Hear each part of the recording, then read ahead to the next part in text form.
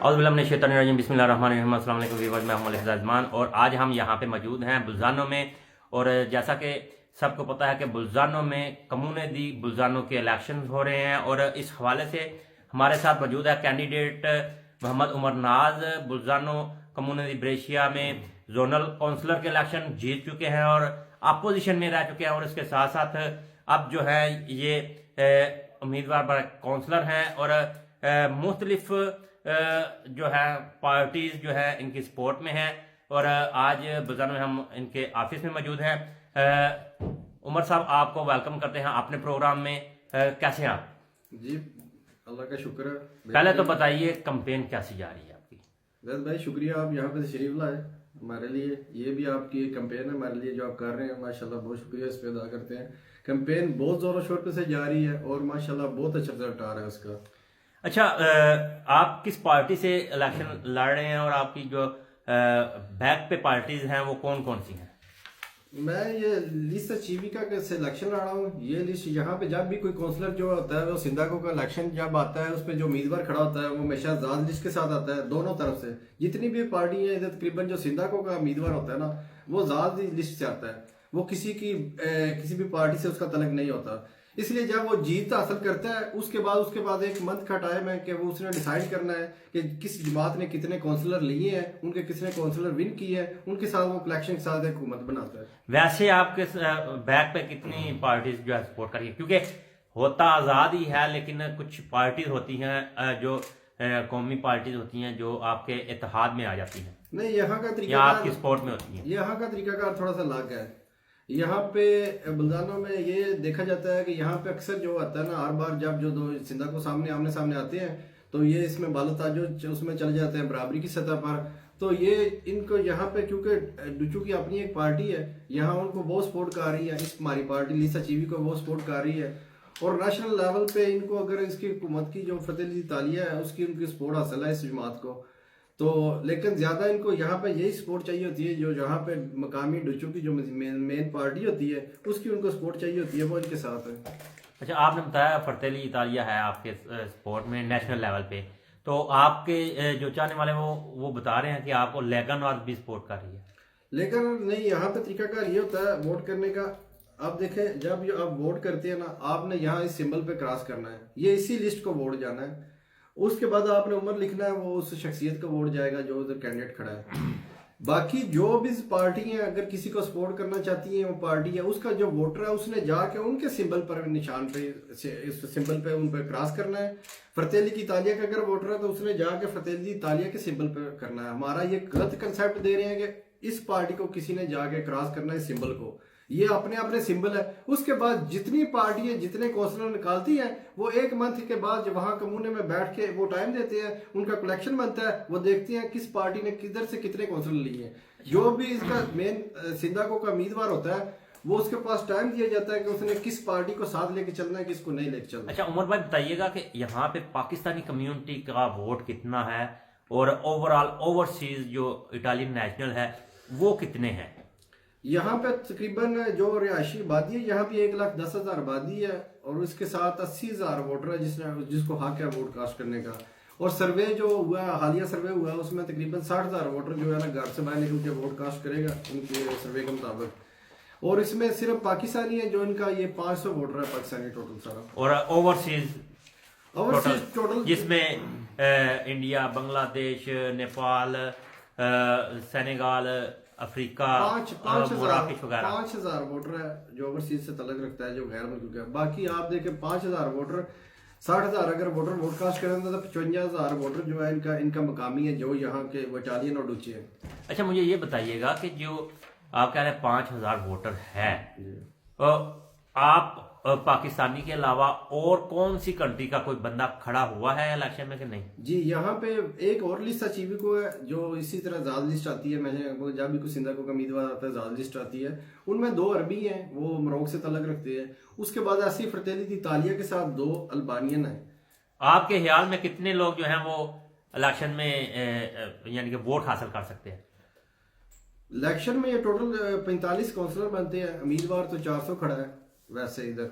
ठीक है। तो वोट हासिल करने का यही होता है कि आपकी लिस्ट ने कितने वोट लिए हैं, आप उस लिस्ट में आप वो उसको उस जितने आप वोट लेते हैं उस परसेंटेज पे आपको वो काउंसलर वो देते हैं कि आपकी लिस्ट इतने काउंसलर बनेंगे, 6 या 7 है। उनमें अगर आप तरतीब वाइज पहले 6-7 नंबरों पे आते हैं तो वोट के लिहाज से आपने जितने वोट हासिल किए हैं तो आपको सीट मिल जाती है। तो आपकी लिस्ता चीवी को जो है उसके चांसेस कितने हैं, क्योंकि ग्राउंड रियलिटी भी होती है, मीडिया भी देख रहा होता है, सर्वे भी होते हैं, असेसमेंट होती है, तो आप क्या देख रहे हैं कि आपकी जो लिस्ता चीवी का है ये कहाँ तक जो है वो मार्जिन के साथ आगे जीत रही है? लिस्ता चीवी का ये इसकी यहाँ की फेमस और मशहूर मकामी पार्टी है। लिस्ता चीवी का इनकी मजबूरी है नाम इनको देना, क्योंकि आप वैसे जब सिंधा को उम्मीदवार होते हैं आपको यही करना पड़ता है। अगर आप पीडी के साथ या किसी और जमात के साथ भी तल्लक रखते हैं कि जब आप उम्मीदवार आते हैं सिंधा को के लिए तो आपको लिस्ता चीवी का बनानी पड़ती है। ऐसे ही दूसरी पार्टी का भी सबको ये चाह रहा है। ये पार्टी फेमस पार्टी है यहाँ की, इसने ऑलरेडी 2020 में इलेक्शन जीता हुआ है। ये बालो ताजो में गई थी, उसके साथ बराबरी में गई थी, बस उसके बाद जब री इलेक्शन हुआ था उनके लिए सिंधा को के दरमियान, उधर इस पार्टी ने थोड़ा सा वो ये इलेक्शन हारी थी, लेकिन करीब करीब जाके और इसने बड़ी अच्छी अपोजिशन की है इस 5 साल में। ये फेमस पार्टी है, इसने लोगों के लिए आवाज उठाई है जिसमें ये बहुत ही ज्यादा कबूलियत रखती है इधर बुलंदाना शहर में ये पार्टी। अच्छा उमर नाज साहब, आपका एक्सपीरियंस भी है 4-5 साल का जोनल काउंसलर का, आपने कम्युनिटी के मसाइल भी जो है अच्छी तरह पिक किए होंगे। आपके मंशूर में क्या है चीजें जो पाकिस्तानी कम्युनिटी को या ओवरसीज को सपोर्ट कर रही हैं? यहाँ पे एज ए इटालियन मैं इलेक्शन लड़ रहा हूँ, मैं ये बात वाज़ह कर रहा हूँ, मेरा पाकिस्तान ओरिजिन से तल्लक है, लेकिन मैं एज ए इटालियन इलेक्शन लड़ रहा हूँ। इसलिए हमारा सबसे पहले कंसेप्ट होता है कि हमने जब वहाँ पार्लियामेंट पे जाके बैठना होता है, हम सब की तरफ से मुंतखब उम्मीदवार होते हैं, नुमाइंदे होते हैं, और हमने सारे शहर को साथ लेके चलना है, सारी कम्युनिटी को साथ लेके चलना है। उसमें कोई ये नहीं है पाकिस्तानी के लिए हम मसले हल करते हैं, सारी कम्युनिटीज होती हैं। और मैं इसी चीज़ को नबदे रखता हूँ, मैं इटालियन से मिलता हूँ, उस कम्युनिटी से मिलता हूँ, उनके मसाइल भी देखता हूँ, लेकिन खासकर जो मैं बात करता हूँ यहाँ पे आके वो अपनी कम्युनिटी को रिलेटेड जो मसाइल हैं उन पे बात करता हूँ। हमारी कम्युनिटी हम अभी 30 साल से यहाँ पे मुकीम है बुल्दानों में। हम वो फैमिलीज हैं जो यहाँ सबसे पहले यहाँ पे बरूने मुल्क आए थे, यहाँ बुल्दानों में हमने अपना मुकाम बनाया, अपने कारोबार किए, अपनी जो है ना मुश्किलात को देख के आगे बढ़े। इसको लेके हमने जो ये सर्वे किया सारा, उसके बाद हमने ये देखा कि कम्युनिटी को आज अल्हम्दुलिल्लाह हम तो सेटल हैं, लेकिन जो कम्युनिटी को जो मसाइल हैं वो कौन से हैं। मेरा यही मंशूर था, मैंने जो देखा कम्युनिटी को सजोरनों के बहुत से मसाइल है यहाँ पे, लोगों को घरों की प्रॉब्लम है, घर की जो रेंट्स हैं वो बहुत ज़्यादा है, उनको एक घर में किराए पे मिलते भी नहीं है बगैर वाकफियत के या बगैर। और इसी तरह आपको बच्चों को जो मैंसे की हलाल खाना, ये मेरा कंसेप्ट है कि ये जो मेरा मंशूर में लिखा है कि मैं इस पे अमल कराऊंगा। उसके बाद हमारे बच्चे अभी बाढ़े हैं क्रिकेट के लिए और ऐसे और खेल हैं, उनके जो मसाइल हैं उनको मैं कह रहा था कि उनको एक ग्राउंड हासिल हो जाए ताकि वो अपनी जो ये शौक है वहाँ पे पूरे कर सके।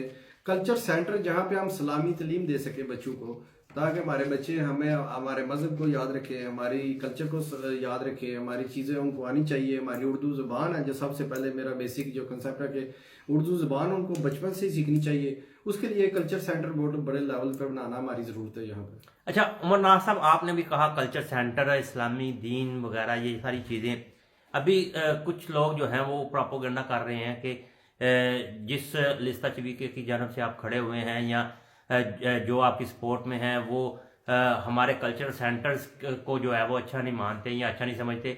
इस हवाले से आप क्या कहेंगे? दीन और सियासत के हवाले से आपका क्या जो है वो माइंड कहता है? माजरत के साथ कहूँगा ये नहायत ही गलत कंसेप्ट और प्रोपोगंडा जो किया जा रहा है, ये गलत बात है। मैं इन लोगों के साथ रहता हूँ, कभी इन्होंने अपनी सियासत में दीन और मज़हब को यूज़ नहीं किया। हमें भी इस चीज़ का खास ख्याल रखना चाहिए। ये गलतियाँ हम करेंगे तो हमारे ऊपर खुद ही आएंगी।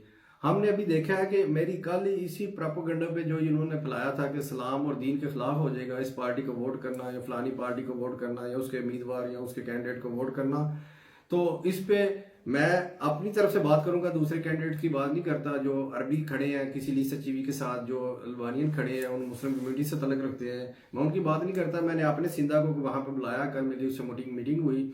इस बात को उसने बड़ा बुरा महसूस किया। उसने कहा मेरा 90% में उनकी वो CNA के सदर है यहाँ के, उनका जितना भी कारोबार हो उनका वो सिस्टम है उसमें 90% गैर मुल्की और मुस्लिम काम करते हैं और उनका एक बड़ा अच्छा रिलेशनशिप है उनके साथ। और उन्होंने कहा यार मैं तो हर मज़हब की रिस्पेक्ट करता हूँ, हर बंदे का जो भी कल्चर है उसकी मादरी ज़बान है उसकी रिस्पेक्ट करता हूँ। उन्होंने एक वीडियो जारी की मेरे साथ, कल एक बयान दिया कि मेरी जो सोच है ये है कि हर बंदे को अपने मज़हब की आज़ादी होनी चाहिए, उसके लिए वो उसको अपनी जो वो इबादत करता है इबादत गाह के लिए आज़ादी होनी चाहिए, उसकी वो मादरे लिंगवा जो किसी अपने मादरी ज़बान उसके लिए उसको सीखना चाहिए, उसके लिए कल्चर सेंटर की ज़रूरत है। ये मैंने उनसे एक वीडियो बयान ले लिया, वो शाया हो गया। इंशाल्लाह जल्दी ये लोगों में जो गलत प्रोपेगेंडा इंतशार फैलाया जा रहा है वो ख़त्म हो जाएगा। आप यहाँ पे इलेक्शन लड़ रहे हैं, आप अपनी पाकिस्तानी कम्युनिटी को, गैर मुल्की जो चितादीनो इतालियानो हैं, उनको क्या मैसेज देना चाहेंगे? मैं इनको यही मैसेज देना चाहूँगा कि जो चितादीनो इतालियानो बन जाता है उसने बहुत साल गुजारे होते हैं यहाँ पे, उसने सारी मुश्किलात ऑलरेडी फेस की होती हैं, वो इन सारे मामला से बढ़ के आगे जाकर वह चितादीन हासिल लेता है तो वो एक सेटल बंदा होता है। लेकिन वो अपनी ज़िंदगी में अगर मसरूफ़ हो जाए तो फिर पीछे आने वाली जो हमारी नस्लें हैं, हमारे दोस्त हैं, जो मज़ीद हमारी कम्युनिटी के मेम्बरान यहाँ पे आ रहे हैं, किसी ना किसी को उनका भी ख्याल करना चाहिए, उनके लिए भी आवाज़ उठानी चाहिए, उनके लिए भी मामला जो है वो जो उनके बिगड़े होते हैं उनको हल कराने के लिए किसी फोरम पे आना चाहिए। और इसी को सोच के मैं इस सियासत में मैंने हिस्सा लिया, उनके जिम्मेदारी ली कि अगर मैं इस इलेक्शन में कामयाब होता हूँ या इसमें अल्लाह पाक कामयाबी देता है, उससे पहले भी जैसे मैं कर रहा था कम्युनिटी की खिदमत कर रहा था, मैं मज़ीद अपनी पाकिस्तानी कम्युनिटी की खिदमत करूँगा। इनको जो मसाइल दरपेश है उन पे कम इनकी आवाज़ बनूंगा, पार्लियामेंट में जाऊँगा। मैं जैसे बता रहा था कि मेरी ऑलरेडी इनके जो भी सियासतदान है उनके साथ बड़े अच्छे रवाबत है, उनके साथ तलकात की वजह से कसूरे के साथ, कमूने के साथ, जो ऐसे ऑफिस है जहाँ पे पाकिस्तानी कम्युनिटी को दरपेश मसाइल आते हैं, वहाँ जाके इनकी एक हकीकी बात बनूंगा और इनको मसाइल को हल कराने के लिए जितनी जदोजहद हुई मैं कर सकूँ। जी वीवर, हमारे साथ मौजूद है मोहम्मद उमर नाज। इनका कहना है कि ये 30 साल से यहाँ पे मौजूद हैं, इनकी फैमिली मौजूद है, 2 अहबाब हैं जो सारे के सारे जो है चितादीनो इतालियानो हैं। और उम्मीद की जा रही है बकौल इनके दोस्तों के और इनकी टीम के कि ये भारी वोटों से जो है वो इलेक्शन में अपना जो है वो नशिस्त निकालने में कामयाब होंगे। मलिक ज़ैद रहमान को इजाज़त दीजिए। अल्लाह हाफिज़।